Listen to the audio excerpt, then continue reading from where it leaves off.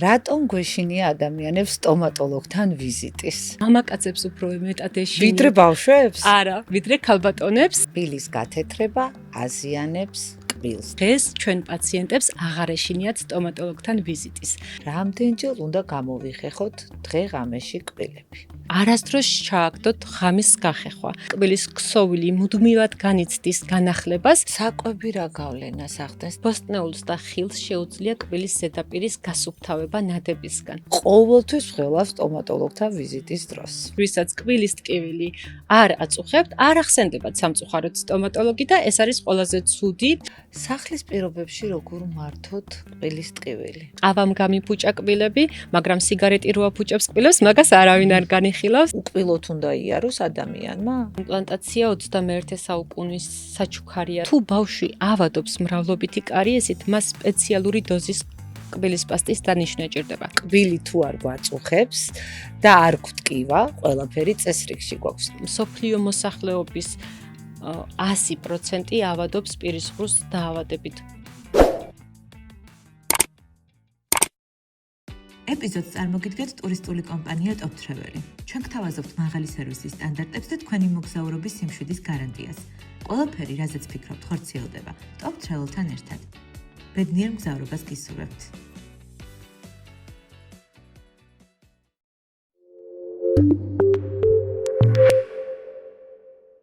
მოგესალმებით სტუმრად ანასთან. ეს არის სივრცე გულახდილი საუბრებისთვის და გთხოვთ გამოიწეროთ ჩვენი YouTube არხი, სადაც ძალიან ბევრ საინტერესო სიუჟეტს შემოგთავაზებთ. ჩემი პოდკასტი იწერება Podcast Point-ში და თუ თქვენც ეძებთ სივრცეს თქვენი კონტენტის შესაქმნელად, აუცილებლად უნდა მოხვიდეთ აქ. ჩემი პოდკასტის მხარდამჭერია ტურისტული კომპანია Top Travel. ყველაფერი, რაზეც ფიქრობთ, ხორციელდება Top Travel-თან ერთად. ჩვენი გადაცემის წამდგენია სტომატოლოგიური კლინიკა Dental House. დღევანდელი ჩვენი პოდკასტის თემა მითები და რეალობა სტომატოლოგიაში. სტუმარი კი არის სტომატოლოგიური კლინიკის ხელმძღვანელი, ექიმი, თერაპევტ პარადონტოლოგი ფიქრია კაკაურიძე. გამარჯობა ფიქრია, ძალიან დიდი მადლობა რომ ხართ ჩვენი პოდკასტის სტუმარი. მადლობა ანა მოწვევისთვის, გამარჯობა, მივესალმებით თქვენ მაყურებელს. ჩემთვის დიდი პატივია დღევანდელ პოდკასტში მონაწილეობის მიღება. ძალიან დიდი მადლობა. ფიქრია, პირველ რიგში მინდა დავიწყოთ იქიდან. რატომ გვეშინია ადამიანებს სტომატოლოგთან ვიზიტის? მე პირადად ბავშვობიდან მაქვს ფობია. დღესაც მესმის ის ბურღის, საშინელი ბურღის ხმა, მიუხედავად იმისა, რომ დღეს ყველაფერი სხვანაირად არის, მიდგომებიც, აპარატურაც, ყოველთვის ვხელავ სტომატოლოგთან ვიზიტის დროს. ანა, დაგეთანხმებით, ნამდვილად დენტოფობია ეს არის ყველაზე გავრცელებული შიში მთელი მსოფლიოს მოსახლეობაში. მას შემდეგ, რაც სტომატოლოგია განვითარდა, ჩვენ პოსტსაბჭოთა ასაკის ბავშვები ვართ და ნამდვილად ჩვენთვის არ არის მარტივი სტომატოლოგთან ვიზიტი. თუმცა დღეს ეს მიდგომა შეიცვალა, რადგან განვითარდა სტომატოლოგია ისე როგორც არც ერთი სამედიცინო დარგი და თამამად შემიძლია გითხრა, რომ დღეს ჩვენ პაციენტებს აღარ ეშინიათ სტომატოლოგთან ვიზიტის. თუმცა არის შემთხვევები, როდესაც მოგმართავენ უფროსი ასაკის პაციენტები და დღეს მათ უფრო ეშინიათ და განსაკუთრებით მინდა ხაზი გაუსვა მამაკაცებს უფრო მეტად ეშინიათ. ვიდრე ბავშვებს? არა, ვიდრე ქალბატონებს და დღევანდელ ბავშვებს ფაქტიურად აღარ ეშინიათ, იმიტომ რომ ადაპტაციის პროგრამებმა მოგცა საშუალება, რომ ბავშვებს შევაყვაროთ სტომატოლოგთან ვიზიტი. კონკრეტულად გულისხმობ იმას, რომ ბავშვი მიგვყავს ადრეულ ასაკში სტომატოლოგთან მანამ სანამ კბილი ატკივდება. ეს არის ყველაზე კარგი, რაც შეიძლება მშობელმა მის შვილს გაუკეთოს. რადგან, როდესაც კბილის ტკივილის ეპიზოდი დგება, ბავშვი უკვე შეშინებულია და აღარ სიამოვნებს არც ერთი манипуляცია. ხოლო თუ ადაპტაციას მოვახდენთ სტომატოლოგთან ჯერ კიდევ მაშინ, სანამ ბავშვს კბილი ატკივდება, 1-2 კბილი ამოეჭრება, ის უკვე ჩვევაში გადაეზრდება და მიხვდება, რომ თამაშით გაცნობილი სტომატოლოგი არც ისეთი საშიშია და უწყინარია. ეს ძალიან კარგია. ხდება პროფილაქტიკური ვიზიტების ჩატარება 6 თვეში ერთხელ და ეს 6 თვეში ერთხელ ვიზიტი ბავშვისთვის, როდესაც ხატავს, ძერწავს კლინიკაში, იღებს საჩუქარს, ჯილდოს, ან კბილს ამოიღებს და ფერია ესტუმრება საღამოთი, ნამდვილად სასიხარულოა და ჩემი შვილების თაობას დღეს სტომატოლოგის აღარ ეშინიათ. ძალიან კარგი. ფიქრია დღევანდელი ჩვენი პოდკასტის თემა მითი და რეალობა და აქედან გამომდინარე მინდა კითხოთ, მითია თუ რეალობა, რომ კბილი თუ არ გვაწუხებს და არ გვტკივა, ყველაფერი წესრიგში გვაქვს. ასევე ეხება ხრძილებსაც.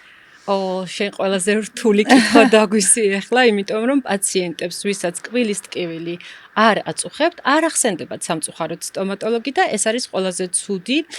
კიდევ ერთხელ ვიტყვი, რომ პრევენციას აქვს ყველაზე დიდი მნიშვნელობა, როგორც ბავშვთა ასაკში, ასევე მოზრდილთა და ზრდასრულთა მკურნალობაში, მაგრამ თუ ჩვენ ჩვევაში გვაქვს პროფილაქტიკური ვიზიტები, კერძოდ სტომატოლოგები გავიძახით, რომ 6 თვეში ერთხელ ვიზიტი აუცილებელია, ეს მითი გონიათ პაციენტებს, რადგან უბრალოდ სიტყვები გონიათ, არ არის ესე, თუმცა 6 თვეში შეიძლება დაავადების პროგრესირება ისი არ მოხდეს, თუ პაციენტი გეგმიურ ვიზიტებს მიმართავს სტომატოლოგთან.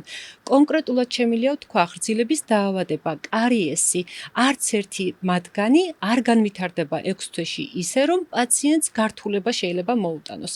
ანუ შედეგად შემიძლია შევაჯამო და ვთქვა, რომ თუ პაციენტი 6 თვეში სტუმრობს, კერძოდ პაროდონტოლოგს, ან თერაპევტს, ხრძილების ექიმს, ან თერაპევტს კბილის ჯანმრთელობას, ვინც განაგებს, ამ შემთხვევაში არც ერთი დაავადება არ განვითარდება ისე, რომ ღამით ტკივილმა შეაწუხოს, სისხლდენა შეაწუხოს, ნადები, ქვა, ეს ყველაფერი მართვადია ყოველ 6 თვეში ერთხელ ვიზიტისას. თუმცა, როდესაც არ ტკივათ, აქვთ ჩვევაში, რომ ერთი კბილი ამტკივდება და მაშინ მივალ, ან მოვითმენ ტკივილს და ერთიანად გავიკეთებ. სამწუხაროდ, სტომატოლოგია არ არის ესეთი დარგი, რომელიც გაპატიებს, ანუ კბილის ტკივილი არ გაპატიებს დიდხანს. შეიძლება ერთი ღამე გტკიოდეს, ორი ღამე გტკიოდეს, მაგრამ ქრონიკულ პროცესში გადაიზარდოს ეს და რამოდენიმე ხნის გასვლის შემდეგ სამწუხაროდ კბილი შეიძლება გახდეს ამოსაღები. ანუ დაიკარგოს სრულიად ჯანმრთელი კბილი, მხოლოდ მაგის გამო, რომ პაციენტმა არ მიმართა დროულად.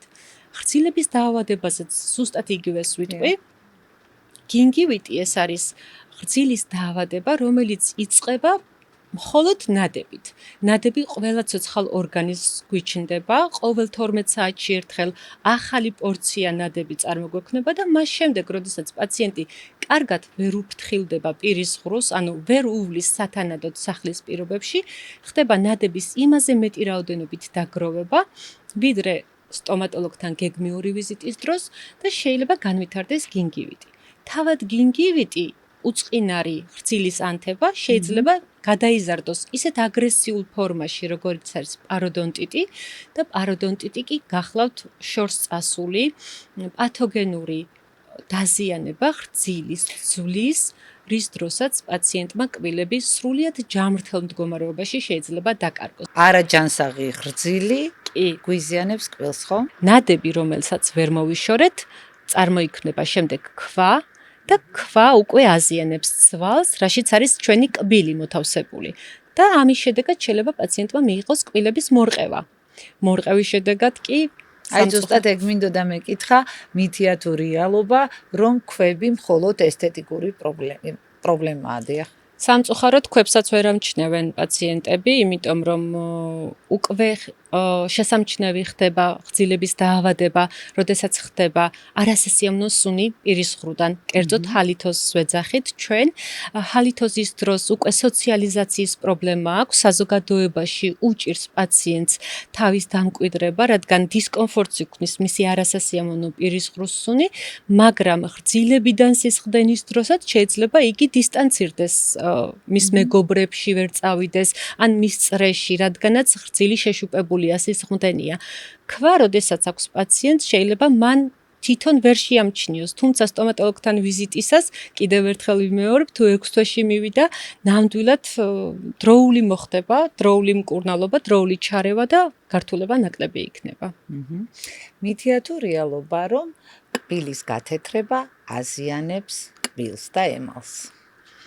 მოდი შევეხოთ გათეთრებას. გათეთრება არის ყველაზე მოთხოვნადი ერთ-ერთი ესთეტიკურ სტომატოლოგიაში 21 საუკუნე არის ჰოლივუდის ღიმილის საუკუნე. დღეს პაციენტები მოგმართავენ პაროდონტიტით ან სხვა დაზიანებით და მათაც სურთ ჰოლივუდის ღიმილი, თუმცა გათეთრება არის ყველაზე ფრთხილად შესარჩევი პროცედურა, რადგან შეიძლება პაციენტმა თვითნებურად გაითეთროს კბილები იმ შემთხვევაში, როდესაც სახლის პირობებსაც. დიახ, როდესაც მისთვის არ იქნება რეკომენდირებული, ბევრი ინტერნეტ მაღაზია ყიდის მათეთრებელ საშუალებებს, მათეთრებელ კბილის პასტებს ყიდულობთ ჩვენ აფთიაქში, რომელიც აზიანებს ჩვენ კბილის მინანქარს.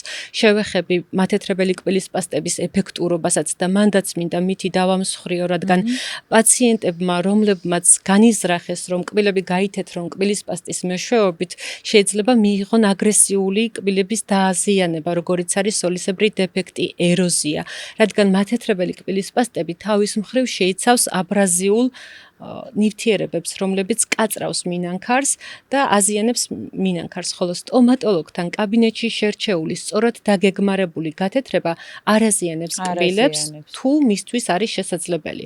არ თეთრდება კბილები არა ზრდასრულ პაციენტებში, კერძოდ 18 წლამდე, არ თეთრდება ორსულებში, ლაქტაციის მქონე პაციენტებში, შაქრიანი დიაბეტის მქონე პაციენტებში და თუ აქვთ პაციენტს მრავლობითი ხელოვნური კონსტრუქციები, კერძოდ ჩასმული კბილები, ვინირები, იმპლანტები, რადგან არ იცვლის კბილის ქსოვილი ამ დროს ფერს, ეს არის ხელოვნური კონსტრუქცია. სხვა შემთხვევაში გათეთრება დღეს უკვე კბილებს არ აზიანებს. თუმცა ეგ პერიოდიც გამოვიარეთ, რომ პაციენტებს ეგონათ, რომ კბილები დაზიანდებოდა გათეთრების შედეგად. სწორად შერჩეული გათეთრების საშუალება, გათეთრების სისტემა ჩვენ დაგვიცავს დაზიანებისგან და პაციენტი მიიღებს ძალიან კარგ შედეგს რამოდენიმე წლით. თუმცა კიდევ ერთხელ ვიტყვი, რომ ეს არ არის სამუდამო, რადგან ჩვენ ცხოვრებაში მუდმივი არაფერი არ არის, კბილის ქსოვილი მუდმივად განიცდის განახლებას და ჩვენ გვჭირდება თეთრი დიეტის დაცვა, სპეციალური მაგალითად ყავის, თამბაქოს ამოღება რაღაც გარკვეული პერიოდით. თუმცა ჩვენ არ გვიყვარს ეს შეზღუდვები. აი ზუსტად მაგაზე მინდოდა მეკითხა, ყავა და თამბაქო რა გავლენას ახდენს ჩვენს კბილებს. ეს ყველაზე ხშირად დასმული კითხვა და მითებიც მას შესახებ ძალიან ბევრი გვაქვს. ყავამ გამიფუჭა კბილები, მაგრამ სიგარეტი რო აფუჭებს კბილებს, მაგას არავინ არ განიხილავს, იმიტომ რომ თამბაქო ყველაზე მავნე აგენტია ჩვენი პირის ღრუსთვის, ჩვენი ზოგადი ჯანმრთელობისთვის. განსაკუთრებით მინდა ხაზი გაუსვა, რომ პაროდონტიტის განვითარებაში თამბაქოს ძალიან დიდი მნიშვნელობა აქვს, უარყოფითი რა თქმა უნდა, 6-ჯერ მეტად ავადობენ პაციენტები პაროდონტიტით, ვინც მუდმივად ეწევა 10 ღერ სიგარეტზე მეტს. განსაკუთრებით 5-დან 9 ღერამდე სიგარეტი, ეს არის დღიური უკვე პიკი, როცა პაციენტს შეიძლება უთხრა, რომ შენთვის უკვე ზედმეტია. ანუ დაგიზიანდება რძილი, რადგან სისხლის მიმოქცევა ამ შემთხვევაში პირის ღრუში და მთელ ორგანიზმში დარღვეულია.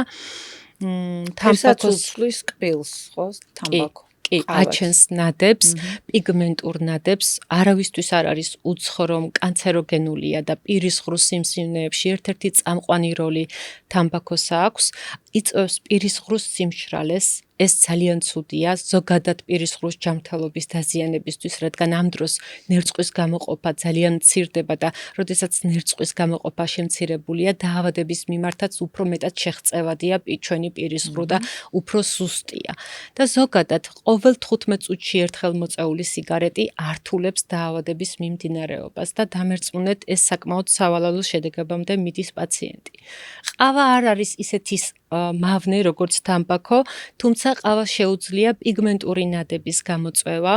იგი არღვევს მჟავატუტოვან ბალანსს ჩვენ პირის ღრუში, იწევს მჟავიანობა და თუ ყავის მიღების შემდეგ წყალს მივაყოლებთ, ყველაზე კარგი იქნება, რადგან ნადებიც ნაკლებად გაჩნდება, პიგმენტური ნადები შედარებით ნაკლები გვექნება, თუმცა ესეთი პაციენტები უფრო ხშირად მოგმართავენ, რომ გაიწმინდონ კბილები ყავის და თამბაქოს გამოყენების შედეგად.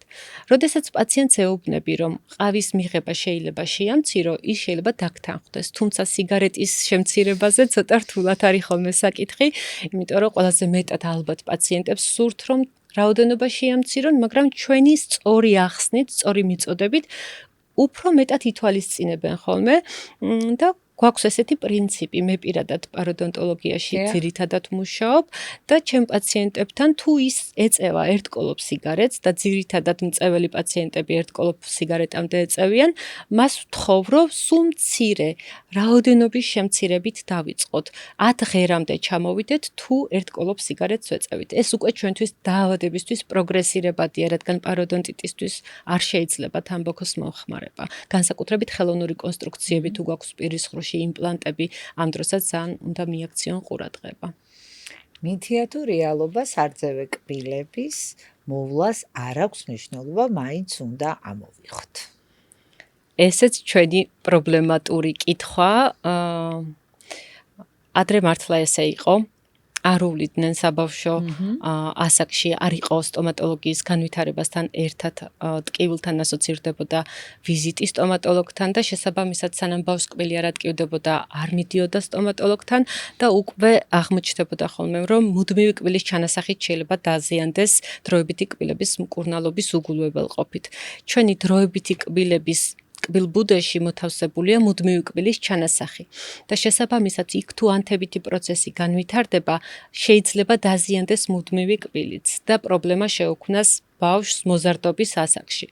ეს ნამდვილად მითია, რომ დროებით კბილებს ფესვი არ აქვს, ძირითადად მშობლები მოგმართავენ, რომ ამას ხო ფესვი არ აქვს და მკურნალობა რა თუნდა, მოიცვლის და ახალი ამოუვა. სამწუხაროდ შეიძლება ახალი ვეღარ ამოუვიდეს და კიდევ ერთი, თუ ჩვენ ადრეულ ასაკში დაგვერღვათ ან კბილვა, ანუ დროებითი კბილების დაზიანების გამო მოგვიწია კბილების უდროოდ ამოღება, სანამ მათი გაწოვის პერიოდი დადგება, ამ შემთხვევაში ირღვევა უკვე ყბაკბილთა სისტემა, ანუ კუნთების განვითარება, სივრცის დაკარგვა ხდება ჩვენ პირის ღრუში და ადგილი აღარ რჩება დროებითი კბილების ადგილზე, მუდმივ კბილებს და უკვე ორთოდონტიული მკურნალობა ჭირდებათ, ანუ ბრეკეტებით მკურნალობა ნაადრევ ასაკში. ანუ როდესაც ხდება ჩვენი დროებითი კბილების მოცვლა, ამ შემთხვევაში თუ კბილი არ აქვს მოზარდს დაკარგული, სწორად კარგად ამოდის მუდმივი კბილები, ხოლო თუ ნაადრევ ასაკში მოხდა კბილების ამოღება, არ ზიანდება ყბაკბილთა სისტემა და ნაკლებ ანომალიას ვიღებთ უფრო მეტად.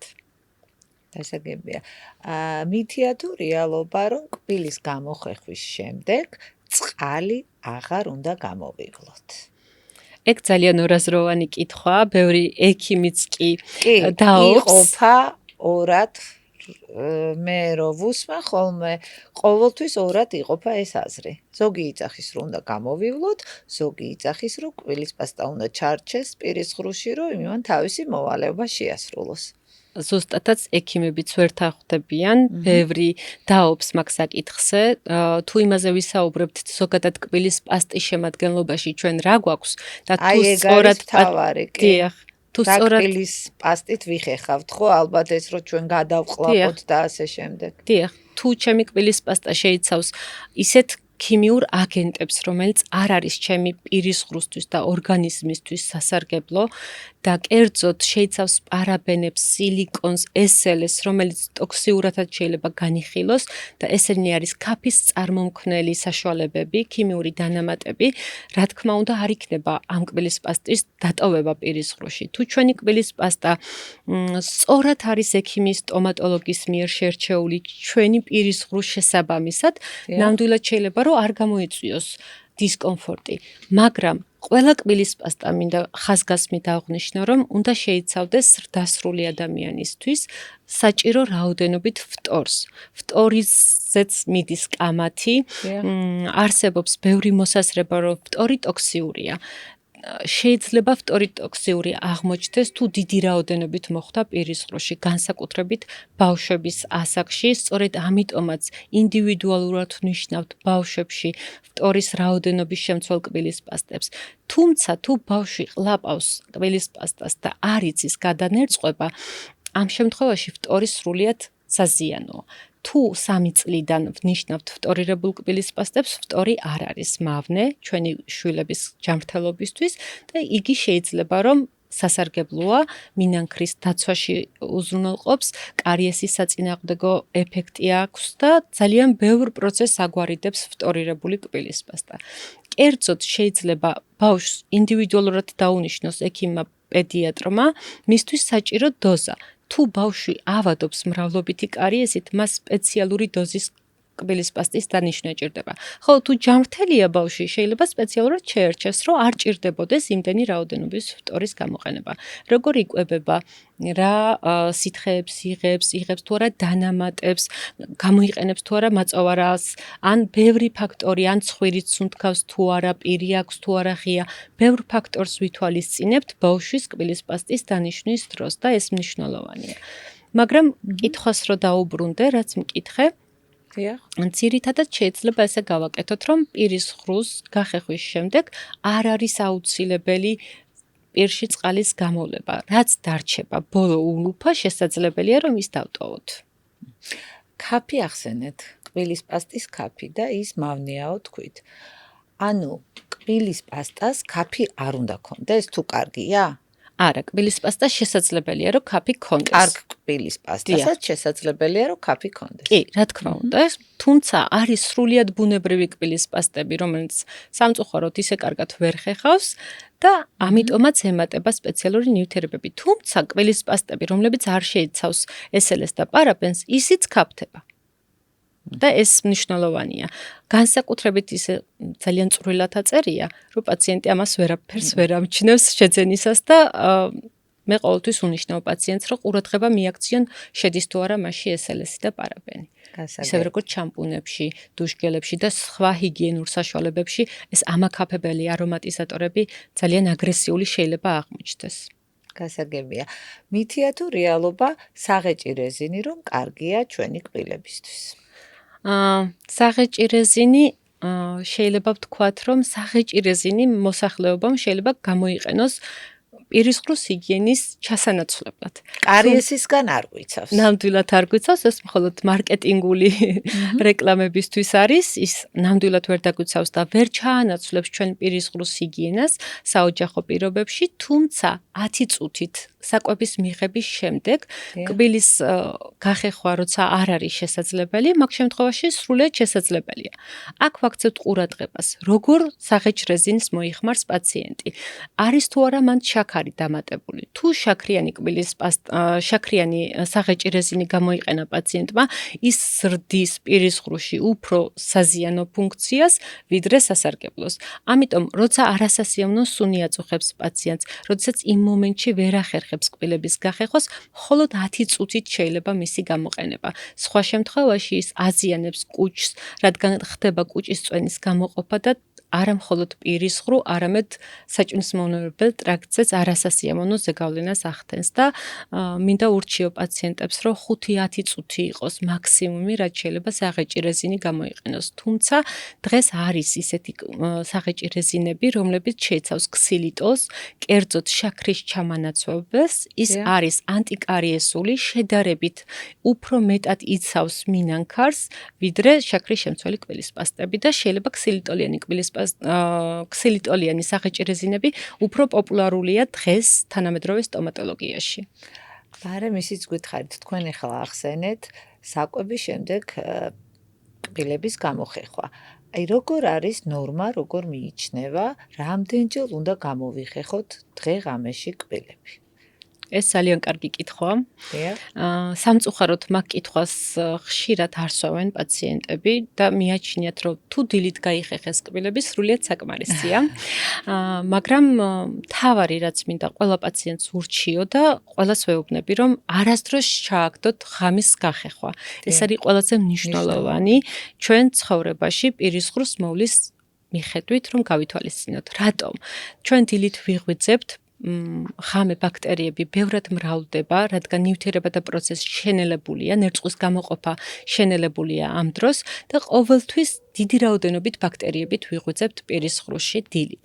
სწორედ ამიტომ გაღვიძებისთანავე უნდა მოხდეს კბილების გამოხეხვა, შემდეგ უნდა გავიდეს დაახლოებით 9 საათი, რომ პირის ღრუში მოხდეს ორგანიზმის მჟავე-ტუტოვანი ბალანსის აღდგენა და მხოლოდ მის შემდეგ მოხდეს საკვების მიღება.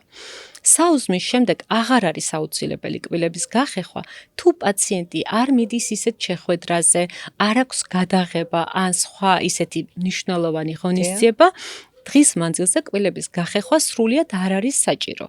თუ კარგად მოხდა 2 წუთნახევარი 3 წუთის მანძილზე, მეცნიერებმა დაასკვნეს, რომ დაახლოებით 30 წამს ვიხეხავთ ადამიანები კბილებს. დამერწმუნეთ 30 წამი კბილის 5 ზედაპირი 32 კბილის ფიზიკურად ვერ გაიხეხავს, რადგან პირველი 10 წამი ახსოვთ მხოლოდ რისთვის შევიდნენ აბაზანაში და დანარჩენი აღარ ახსოვთ. ეს ყველაფერი ხდება მექანიკურად. ძირითადად ურჩევ ხოლმე პაციენტებს, ბავშვებს განსაკუთრებით, რომ ქვიშის საათი იქონიონ აბაზანაში, მშობლებს ვეუბნები, რომ მუსიკა ჩაირთონ, ერთი წუთი ერთ კარგი სიმღერა შეარჩიონ, რომ ამ მუსიკაზე 3 წუთი გაიხეხონ და ყველა მეუბნება, რომ იცით რა 3 წუთი საერთოდ არ მაქვს ჩემი თავისთვის, დრო დილით ისე გადარბენაზე ვარ. ეს ყველაზე კარგი ალტერნატივაა საღამოთი დაუთმოთ ჩვენ პირის ხრუს იმაზე მეტი დრო, ვიდრე რაც დილით დავაკელით. სწორედ ამიტომ დილის ხეხვა უნდა გაძლიერდეს საღამოს ხეხვით. ანუ დილით უნდა გამოვიხეხოთ კბილები საუზმამდე. დიახ, მინიმუმ 2 აუცილებლად საუზმამდე. აუცილებლად. შემდეგ შეიძლება მხოლოდ წყლის გამოვლება და მეტი არაფერი არ არის საჭირო. და საღამოთი დაახლოებით 3 წუთი მინიმუმ ჭირდება კბილებს, რომ ყველა ზედაპირი გასუფთავდეს. ჩვენ კბილს აქვს 5 ზედაპირი და სამწუხაროდ პაციენტების უმრავლესობა ხეხავთ წინა ზედაპირებს, რაც გვიჩანს და დანარჩენი უბნები, რომლებიც იგნორირებულია, ყველაზე ხშირად ავადდება კარიესით და ხძილის დაავადებით. მნიშვნელოვანია ღამის გახეხვა. ღამით უნდა მოშორდეს მთელი დღის მანძილზე წარმოქმნილი ახალი ბაქტერიული ბიოაპკი, რომელიც იწვევს ხძილების დაზიანებას და სწორედ ამიტომაც ღამე ძილის წინ გამოვიყენოთ კბილთაშორისი ჯაგრულები, რომლებიც კბილის გვერდითა ზედაპირებს გაასუფთავებს, ირიგატორი და 3 წუთის განმავლობაში კბილები უნდა გავიხეხოთ ყველა ზედაპირზე გამოგვითი მოძრაობებით. ჰორიზონტალური მოძრაობები რეკლამებში რაც უნახავთ პაციენტებს, ეს ნამდვილად მითია. ეს უფრო მეტად დაზიანებას იწვევს მინანქრისას, ვიდრე სარგებლობას. ამიტომ ვერტიკალურად უნდა გამოვიხეხოთ. დიახ, 45 გრადუსიანი კუთხით, ამას ქვია წრიული მოძრაობა. წრიული მოძრაობა არ არის რეკომენდებული. არ არის რეკომენდებული, იმიტომ რომ ნადები, რომელიც მოშორდება, შეიძლება ველღრწილოვან ღარჯში უფრო მეტად მოთავსდეს და თუ პათოლოგიური პროცესი მიმდინარეობს და პათოლოგიური ჯიბია, უფრო მეტად დაზიანდეს კბილები. გამოგვითი მოძრაობები, კერძოდ სახელწოდება არის ესეთი მოდიფიცირებული ბასის ტექნიკა, შეიძლება მოიძიონ პაციენტებმა 45 გრადუსიანი კუთხით უნდა მოთავსდეს ხრძილზე და ხრძილიდან კბილის მიმართულებით უნდა მოხდეს ნადების ჩამოფცქნა, ანუ გამოგვა. კბილის ძაფებზე რას გვეტყვით? კბილის ძაფი კარგი საშუალებაა ნადების მოსაშორებლად, თუმცა არსებობს ისეთი ეხლანდელი კბილის ძაფები, რომლებიც უფრო მეტად ტრავმას აყენებენ. თუ პაციენტს ექიმის სტომატოლოგი აუხსნის, როგორ გამოიყენოს კბილის ძაფი, ამ შემთხვევაში შეიძლება. თუ პაციენტი თვითნებურად კბილის ძაფით გამოისუფთავებს კბილის ზედაპირებს, შეიძლება მან ისეთი დაზიანება მიიღოს, კერძოდ სტილმანის ნახეთქი ქვია ჩვენ ენაზე. სტილმანის ნახეთქი შეიძლება საოპერაციო გაუხდეს პაციენტს.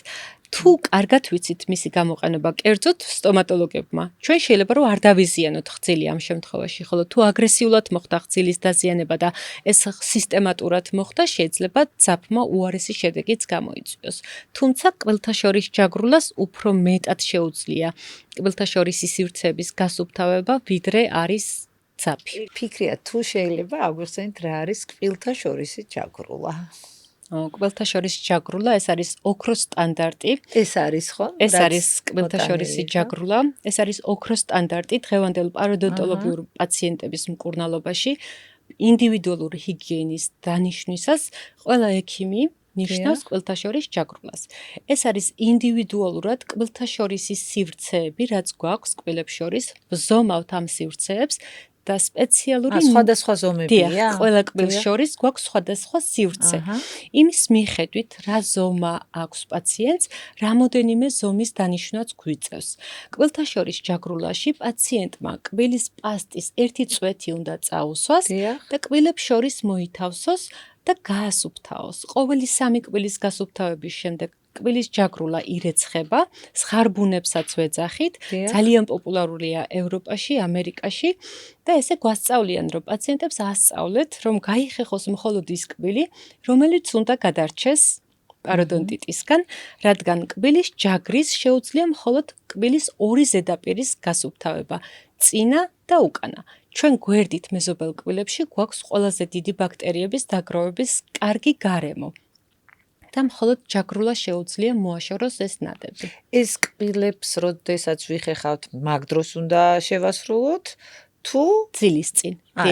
ძილის წინა ხეხვის დროს არის მხოლოდ დღეში ერთხელ შეიძლება რომ ამის გამოყენება ორჯერად შეუძლია პაციენტს, მაგრამ ფიზიკურად შეიძლება დრო არ ქონდეს, ერთხელ საკმარისია რომ ეს ნადები რაც ყოველდღე წარმოგვექმნება მოშორდეს კბილთა შორის სივრცეებში. და ყველა კბილს შორის უნდა გავატაროთ? ყველა კბილს შორის უნდა გავატარდეს, აგრეთვე უნდა გატარდეს იმ პაციენტებში, ვისაც აქვს ბრეკეტ სისტემა და მკურნალობენ ბრეკეტებით, რადგან ესეც ერთ-ერთი მითია, რომ პაციენტები ამბობენ, რომ ბრეკეტების მოხსნის შემდეგ დამრჩა თეთრი ლაქები. დიახ, ეს ნამდვილად შეიძლება ესე მოხდეს, მაგრამ მხოლოდ იმიტომ, რომ კბილების ნადები ვერ მოშორდა სწორად მკურნალობის პროცესში, არ ხდებოდა ჰიგიენური წმენდების ჩატარება ხშირად და ჯაგრულით ვერ მოშორდა ნადები და მან გამოიწვია კბილების დემინერალიზაცია. სინამდვილეში ეს არ მოხდებოდა, ჯაგრულა რო ყოველდღიურად გამოეყენებია დღეში ერთხელ პაციენტებს. ამიტომ თინეიჯერებში ყველაზე მეტად ეს ჩვენ ძალიან მნიშვნელოვანი ხელსაწყოა და სრულიად უწყინარი პატარა, რომელმაც შეიძლება დაგიცვას ხცილის დაავადებისგან და კარიესისგან. მეტი რა ქნას. რამდენ ხანში ერთხელ უნდა გამოცვალოთ კბილის ჯაგრისი? ჯაგრისი უნდა იყოს არახის. მოდი დავიწყოთ, ხის არ იყოს, იმიტომ რომ ტენიან გარემოში ძალიან კარგად ბრალდება ბაქტერიები და გროვდება, უნდა იყოს სინთეტიკური ბოჭკოსგან დამზადებული, უნდა ქონდეს რეზინები რო აქვს ისინი არ ვარ. არ შეიძლება, ტრავმას აყენებს მინანქარს და უნდა ქონდეს ერთი ზომის ჯაგრულები.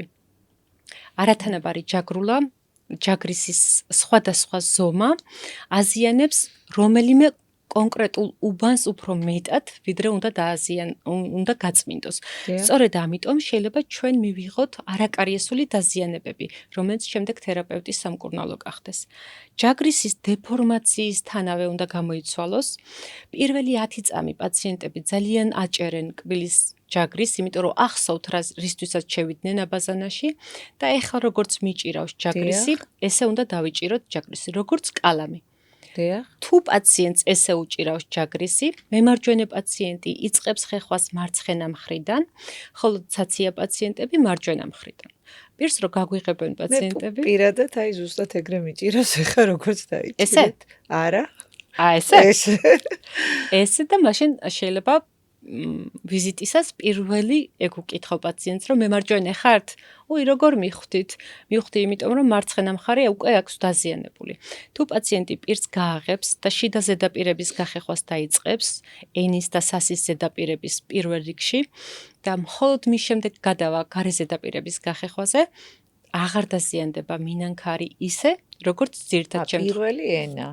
პირველი ენისკენა ზედაპირი, სასისკენა ზედაპირი და მხოლოდ მის შემდეგ უნდა გადავიდეთ, იმიტომ რომ ჩვენ წინ ზედაპირს უფრო მეტ ყურადღებას აქცევენ პაციენტები, ვიდრე შიდა ზედაპირებს, აღეჭკბილების მიდამოს და ამ შემთხვევაშიდაც მაგიტომაც ჩნდება ძირითადად კარიესი უკანა კბილებზე. რაც შეეხება ჯაგრისის გამოცვლას. ჯაგრისი გამოსაცვლელი, როდესაც ხდება 3 თვეზე ადრე, ან 1 თვეში, ესე იგი ჩვენ არასწორად გვიჭირავს ჯაგრისი, დიდი ზეწოლა არის მასზე და ეს აზიანებს ჯაგრისს და აზიანებს მინანქარს.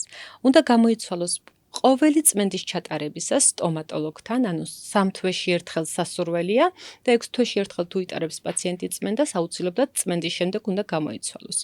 ასევე ვირუსის გადატანის დროს, რადგან ორგანიზმში და პირის ღრუში იმატებს ბაქტერიების რაოდენობა და ამ დროს არ არის სასურველი, რომ ჩვენი კბილის ჯაგრისი იგივე დარჩეს.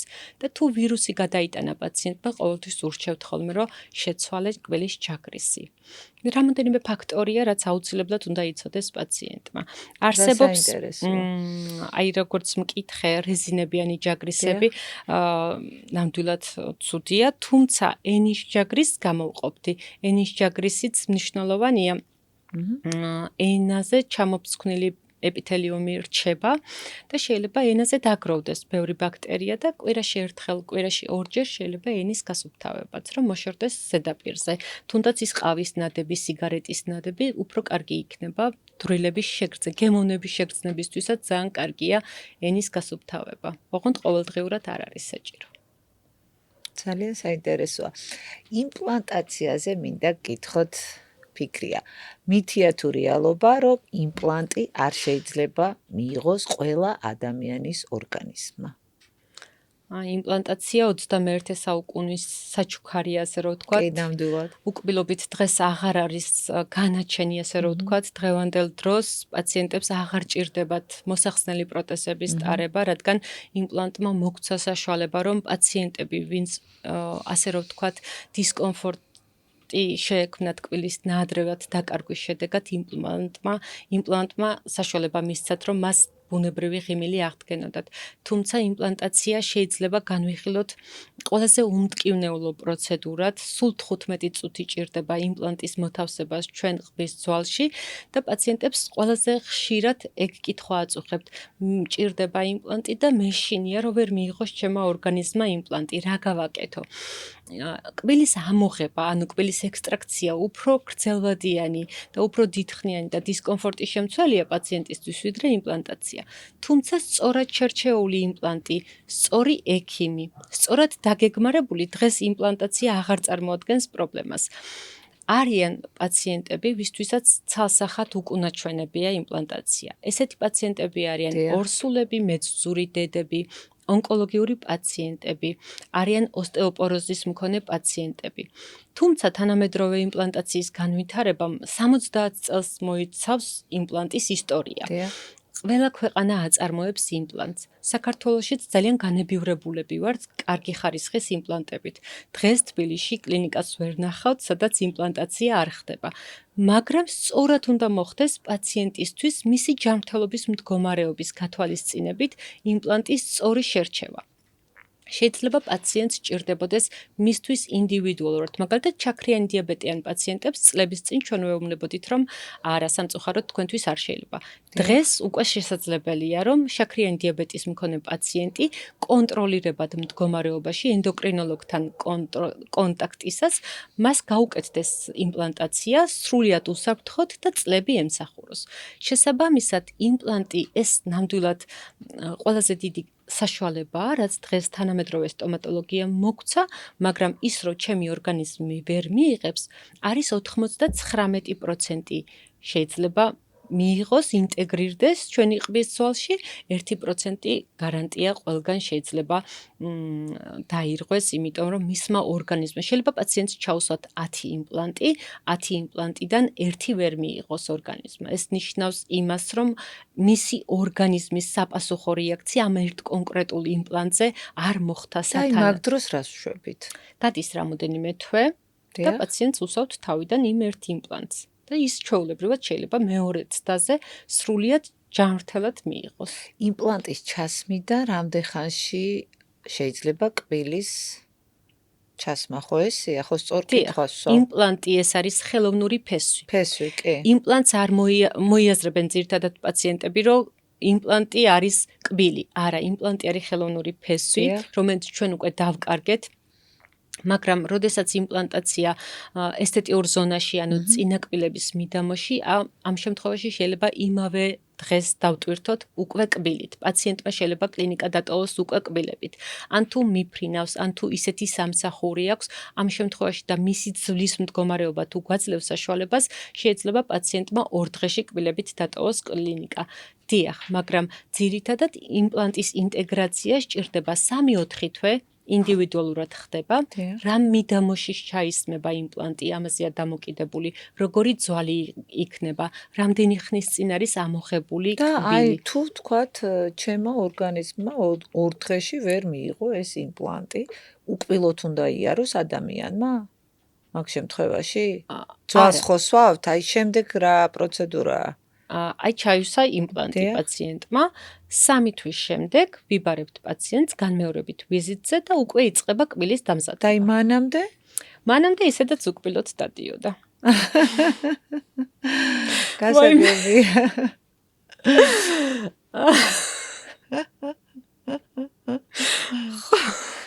სამოცდახუთი წელი. არა, უბრალოდ ძირითად შემთხვევებში შესაძლებელია იმავე დღეს, იმავე კვირაში გაკეთება, თუმცა სასურველია, რომ ოსტეოინტეგრაცია მოხდეს, ანუ ყბის ძვალთან მისი ინტეგრირება მოხდეს და მის შემდეგ მოხდეს მუდმივი კბილის დაფიქსირება. გასაგებია. მაინტერესებს კბილი და ზოგადი ჯანმრთელობა. თუ შეუძლია პირის ღრუს დააზიანოს ჩვენი ჯანმრთელობა. თამამად შემიძლია ვთქვა, რომ დიახ, განსაკუთრებით შევეხებოდი პაციენტებს, ვისაც აქვთ კარდიოლოგიური პრობლემები, პათოგენური ბაქტერიები, რომლებიც პირის ღრუს ნადებში გროვდება, შეიძლება ინფექციური ენდოკარდიტი გამოიწვიოს, კერძოდ გულის კუნთის ანთება, რომელიც უხვირაოდენობით გროვდება ჩვენ ნადებში, იგი ცირკულირებს ჩვენ სისხლში და შესაძლოა ღრდილებიდან ანთება ისე წავიდეს ორგანიზმში, რომ გულის კუნთის დაზიანებაც კი გამოიწვიოს. ძალიან მნიშვნელოვნად აისახება ჩვენ პირის ღრუს მდგომარეობაზე და ზოგად მდგომარეობაზე შაქრიანი დიაბეტი. ეს ერთ-ერთი აგრესიული ფორმაა შაქრიანი დიაბეტის და პაციენტები, რომლებიც წლების განმავლობაში ინსულინ რეზისტენტულები არიან ან შაქრიანი დიაბეტი დაავადობენ, ეს ძალიან მნიშვნელოვანი რისკ ჯგუფია და ყოველთვის უფრო მეტი ყურადღება უნდა მიაქციონ პირის ღრუს ჯანმრთელობას. ძირითადად დახასიათებს პირის ღრუს სიმშრალე. სიმშრალეს თავისთავად შეუძლია სხვა მრავლობითი დაზიანება გამოიწვიოს პირის ღრუში. ასევე თამბაქოს შეუძლია ორგანიზმის ზოგადი მდგომარეობა გაართულოს, როგორც ვთქვით, პაროდონტიტი 6-ჯერ მეტად ვითარდება თამბაქოს მომხმარებელ პაციენტებში. ორსულებს მინდა შევეხო, პაციენტები, რომლებიც ბაქტერიული ნადებით არიან ორსულები და ისინი ვერ ახერხებენ პირის ღრუს სწორ ჰიგიენას და დიდი რაოდენობით ნადები უვითარდებათ და შემდეგ უკვე ღრდილის ანთება, ანუ გინგივიტი, მათ შეიძლება ნაადრევი მშობიარობაც კი დაეწყოთ, იმიტომ რომ ისევ ანთების კომპონენტებმა მოიმატოს და შეიძლება ნაადრევი მშობიარობა გამოიწვიოს. პირის ღრუს ზოგადი მდგომარეობა 57 დაავადებასთან არის კორელაციაში. ეს არც თუ ისე ცოტა რიცხვია და მსოფლიო მოსახლეობის 100% ავადობს პირის ღრუს დაავადებით. რაიმე დაავადებით. ეს ყველაზე დიდად გავრცელებული დაავადებაა პირის ღრუს მსოფლიოში გავრცელებული დაავადებებიდან. ფიქრია, საკვები რა გავლენას ახდენს და ყველაზე მავნე საკვები ჩვენი კბილებისთვის. საკვებს ჩვენი ორგანიზმისთვის არა მარტო სასიცოცხლო ფუნქცია აკისრია, არამედ აკისრია თავარი ფუნქცია მიაწოდოს ჯანსაღი მინერალები და ვიტამინები ჩვენს არა მარტო ორგანიზმს, არამედ პირის ღრუს და კბილებს. ჩვენ შეიძლება შევაფასოთ პაციენტის მდგომარეობა რეალურად რა საკვებით იღებს, როგორ იკვებება. ალბათ ტკბილი ყველაზე ცუდია, ხო? რა თქმა უნდა, ტკბილი, გაზიანი საკვები, სასმელები, კერძოდ ნახშირწყლოვანი საკვები და ხშირ-ხშირად მრავალჯერადი საკვების მიღება. ტკბილი საკვები გარდა იმისა, რომ არ არის სასარგებლო ორგანიზმისთვის, იგი დიდხანს ყოვდება ჩვენ პირის ღრუში და წარმოქმნის წებოვან მასას და ვერ სუფთავდება. ბოსტნეულს და ხილს შეუძლია კბილის ზედაპირის გასუფთავება ნადებისგან, ხოლო ნახშირწყლოვან საკვებს პირიქით წებოვანი მასის წარმოქმნა შეუძლია კბილის ზედაპირზე და იგი უფრო მეტად აპროვოცირებს კარიესის განვითარებას, რადგან მჟავიანობა იზრდება პირის ღრუში და სწორედ ამიტომ ბაქტერიები უფრო შეღწევადი ხდება პირის ღრუში, მინანქარს აზიანებს და თამამად შემიძლია ვთქვა საწუწნი კანფეტები, გაზიანი სასმელები, fast food-ი, ეგრეთ წოდებული სწრაფი კვება ყველაზე აგრესიულია. ჯანსაღი, ხილი, ბოსტნეული, რძის პროდუქტები და ხორცი და თევზეული ყველაზე სასარგებლოა, ისევე როგორც მთელი ორგანიზმისთვის, ასევე პირის ღრუსთვის და წყალი. წყალი არის ძალიან კარგი, ხო? წყლის მიღება არის ერთ-ერთი მნიშვნელოვანი, რადგან ხდება პირის ღრუს დატენიანება და ამ დროს არ ხდება დეჰიდრატაცია და ნერწყვის გამოყოფა უფრო კარგად და ძლიერდება. ორსულების მართვა. ორსულების კონტროლი ყველაზე მნიშვნელოვანია და ერთ-ერთი მითია, რომ ორსულობისას სტომატოლოგთან ვიზიტი არ არის რეკომენდირებული. ალბათ იმიტომ, რომ ეს გამაყუჩებელს ვერ აკეთებენ თუ არ ვიცი შეიძლება კეთდება კიდეც ორსულებში. ადრენალინის შემცველი საანესთეზიო საშუალებები არსებობს და არსებობს ადრენალინის გარეშე საანესთეზიო საშუალებები. რომელიც მაინც აყუჩებს? დიახ, რა თქმა უნდა. ორსული, რომელსაც კბილი ტკივა. ის უფრო მეტ დისკომფორტს განიცდის, ვიდრე ადრენალინმა შეიძლება დედას და ზიანი მოუტანოს ზიანი. ამ შემთხვევაში ექიმი გინეკოლოგის შეთანხმებით, მისი ჯანმრთელობის მდგომარეობის გათვალისწინებით, ნებისმიერ ვადაზე შესაძლებელია სტომატოლოგიური манипуляციის ჩატარება. იქნება ეს კბილის ტკივილის მოხსნა, ექსტრაქცია, ანუ კბილის ამოღება. რა თქმა უნდა, ამ შემთხვევაში არ მიმართავთ 9 თვის განმავლობაში გათეთრებას, იმპლანტაციას და გეგმიურ ვიზიტებს. თუმცა კბილის ტკივილი იმხელა დისკომფორტთან ასოცირდება ორსულისთვის, რომ ის უფრო ზიანს აყენებს დედას და ბავშვს, ვიდრე ის უფრო მეტ ზიანს აყენებს კბილის ტკივილი, ვიდრე შეიძლება სხვა შემთხვევაში დააზიანოს. გეგმიური 3 ვიზიტი აუცილებელია ექიმ სტომატოლოგთან, როდესაც დედა გაიგებს, რომ იგი ორსულად არის, რადგან პირის ღრუში არ უნდა დაგროვდეს ანთება, კერძოდ გინგივიტი, როგორც აღვნიშნეთ, იგი შეიძლება აღმოჩნდეს ნადრევი მშობიარობის რისკ ჯგუფში და მცირეწონიანი ნაყოფის დაბადების რისკ ჯგუფშიც, თუ სწორად არ მოხდება დედის ჯანმრთელობის მართვა ორსულობაში. 3 წმენდის ჩატარება აუცილებელია ორსულობის მიმდინარეობისას და ეს გინეკოლოგებმა უნდა მოახდინონ ინფორმირება პაციენტების, რომ მათ ჭირდებათ გეგმიური ვიზიტები ექიმ სტომატოლოგებთან. გასაგებია. სახლის პირობებში როგორ მართოთ კბილის ტკივილი? სახლის პირობებში ცოტა რთულია. სახლის პირობებში კბილის ტკივილის სრულად მართვა, ეს არის დროებით ტკივილ გამაყუჩებლის მიღება. მხოლოდ ტკივილ გამაყუჩებლით, ხო?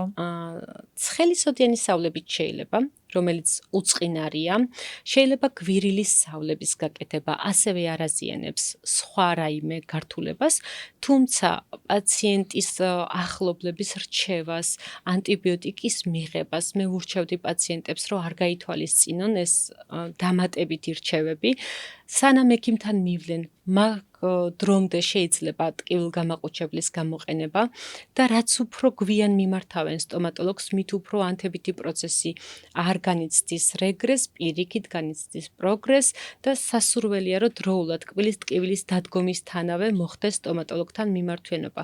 ხოლო თუ სტომატოლოგი შორს არის, ამ შემთხვევაში შეიძლება უახლოეს პუნქტამდე სანამ მივა ტკივილი გაიყუჩოს მხოლოდ ტკივილ გამაყუჩებლით, სოდიანი სავლებით, გვირილიანი სავლებით და რაც შეიძლება მალე ექიმთან ვიზიტი.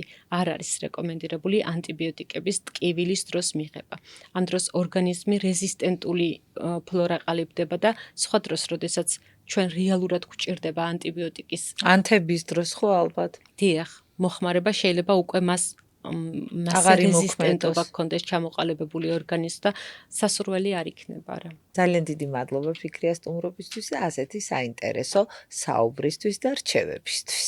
დიდი მადლობა თქვენ მოწვევისთვის. მითითებული პრომოკოდით ჩემი არხის გამომწერებისთვის სტომატოლოგიური კლინიკა Dental House გთავაზობთ თერაპიულ მომსახურებაზე 20%-იან ფასდაკლებას. ასე რომ ესტუმრეთ. თქვენ კი ვინც გვისმინეთ და გვიყურეთ, ძალიან დიდი მადლობა.